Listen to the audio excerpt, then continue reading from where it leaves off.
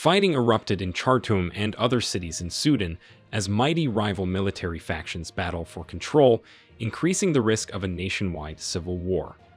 This started on April 15th after weeks of tension between the army and the powerful paramilitary group, the Rapid Support Forces, RSF. On this same day, over 56 civilians' lives were lost and over 595 people were wounded in fierce fighting between both parties. These two groups were allies. In fact, they seized power in the October 2021 Sudan coup that General Abdel Fattah al-Burhan led with the help of the RSF, which is commanded by General Mohamed Hamdan Dagalo. Now, why are two allies fighting? What are the possible outcomes? What is the fate of Sudan? Welcome back to The New Tourist. In this video, we will go through the recent events in Sudan and what led to them.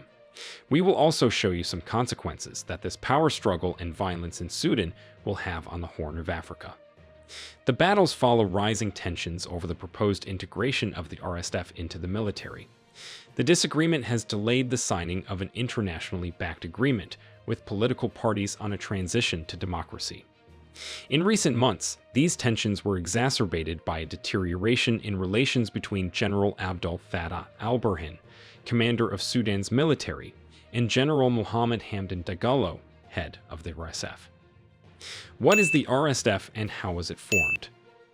The RSF evolved from so-called Janjaweed militias, which fought in a conflict in the 2000s in the Darfur region, where they were used by the government of long-ruling President Omar al-Bashir to help the army put down a rebellion that claimed 300,000 lives and displaced over 2.5 million people. Over time, the militia grew.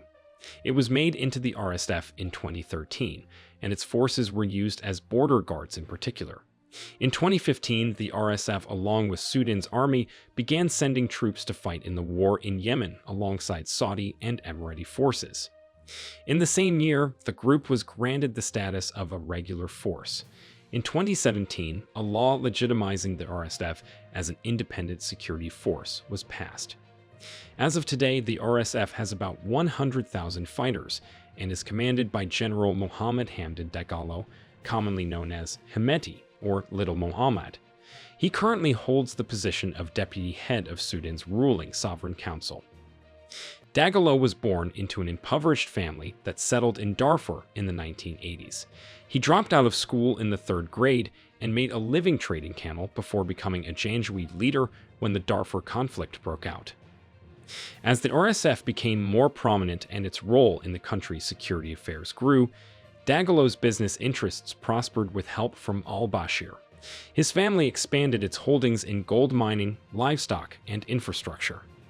In April 2019, the RSF participated in a military coup that removed al-Bashir after months of demonstrations against his 30-year rule.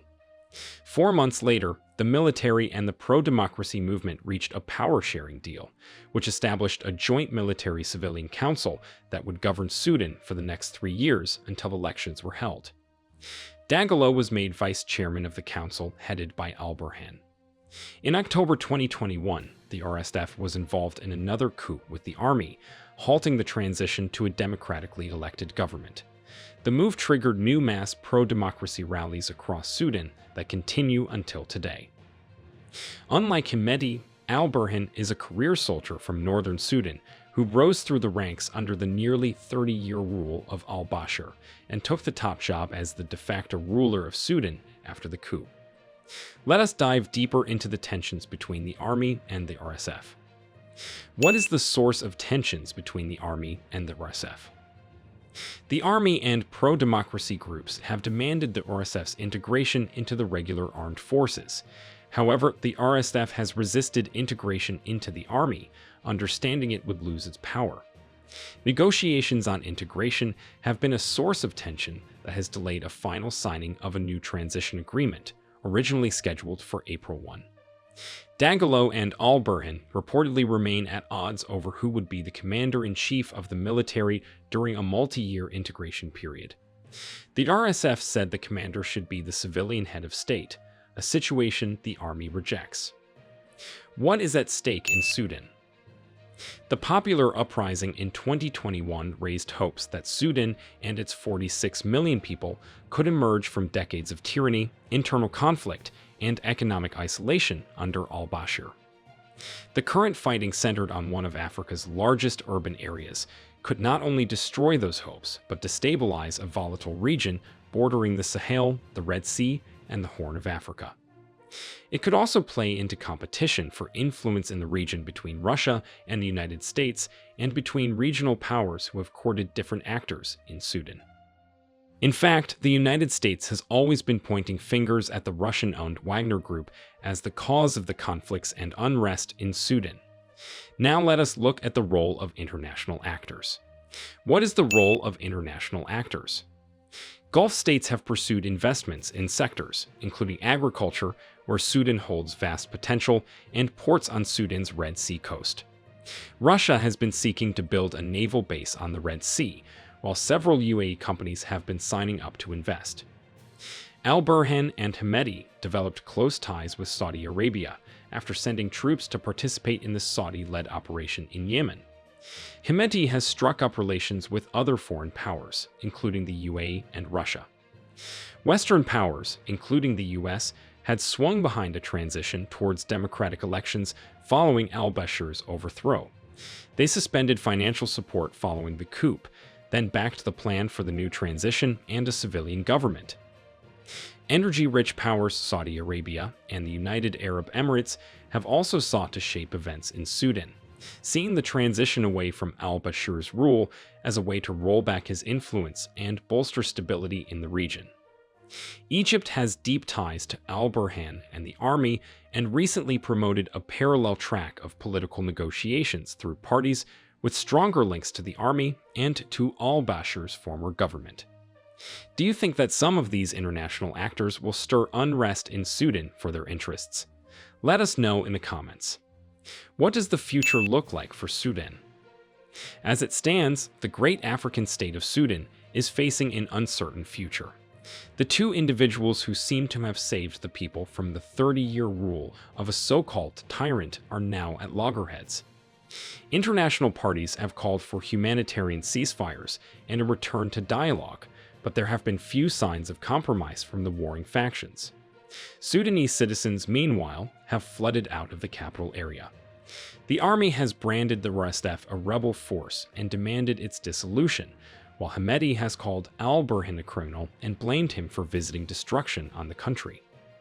The growing humanitarian crisis is leading to mass displacement within Sudan that could increasingly spill over borders.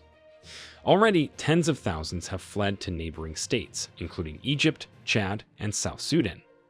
Of course, a full-blown civil war in Sudan could make things worse as the region is already grappling with ongoing conflicts in Ethiopia, South Sudan, and Somalia that have left tens of thousands of people dead and have displaced millions more, while climate change has also left its deadly mark, with repeated subpar rainy seasons exacerbating a humanitarian crisis. Sudan shares borders with 7 countries. 5 of those, Libya, the Central African Republic, South Sudan, Ethiopia, and Chad, are already theaters of ongoing armed conflict. Egypt and Eritrea are Sudan's other immediate neighbors. These countries will be heavily affected. However, South Sudan's President Salva Kiir, Kenya's William Ruto, and Djiboutian President Ismail Omar Guelleh would visit Khartoum at the earliest possible time to reconcile the conflicting groups. The African people are watching and waiting to see what the African Union will do to bring peace to Sudan. Africans must stop looking to Western powers to solve their problems and handle issues themselves. What do you think of the power struggle and violence in Sudan? Do you think that both parties will make peace? Let us know in the comments. Don't forget to subscribe to The New Tourist and turn on notifications so you get alerts when we upload new videos like this one.